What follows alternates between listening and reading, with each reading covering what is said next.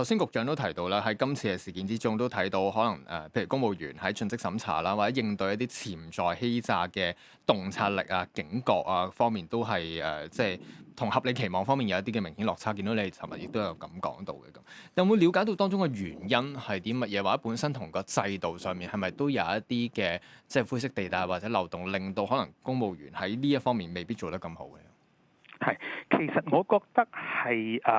幾方面啊。第一方面嘅就係話，其實我哋過去咧政府採購嘅角色咧，一方面當然我哋係要善用公帑，物有所值，同埋另一時間咧就係話咧，我哋都要希望做到咧係公平競爭啊，令到咧係更加多嘅一個咁嘅一啲嘅承辦商或者一啲嘅想買嘢俾政府嘅機構咧係能夠參與，而同一時間咧，因為我哋本身都係世貿嘅成員啦，咁所以咧我哋必須咧係做到一視同仁嚇，令到咧係唔同嘅機構無論大小都好咧，我哋都係咧係去處理佢哋嘅對於我哋嘅採購方面嘅一啲嘅標書安排。咁所以呢一方面其實我哋同時一方面係做咗把關，同一時間咧我哋都有個係可以話促成者嘅角色咧，就係希望能做到公平競爭嘅。咁但係呢件事件上面，我覺得一個比較明顯嘅情況就係我哋把關者嘅角色咧係需要加強嚇。始終我哋面對依家咧好多一啲嘅騙案或者好多一啲嘅唔同嘅情況咧，其實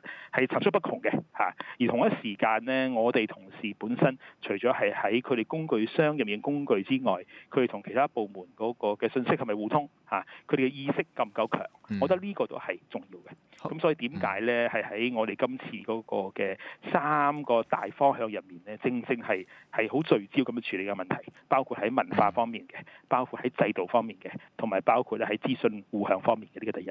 咁第二方面咧，我覺得都係去翻我哋平時成日講嘅所謂 common sense 啦嚇，即係始終我覺得任何做嘢方式咧都好難係話咧將所有嘅一啲工作咧係一個人做晒嘅嚇，一定咧係牽涉咧唔同層級嘅同事自上而下嚇。咁所以見到我哋今次咧嗰個嘅下一步嘅嗰個嘅紀律調查咧，其實都會咧係喺唔同層面都包括咗唔同同事喺入面，因為始終咧係唔同同事本身佢都要有自己責任處理自己工作。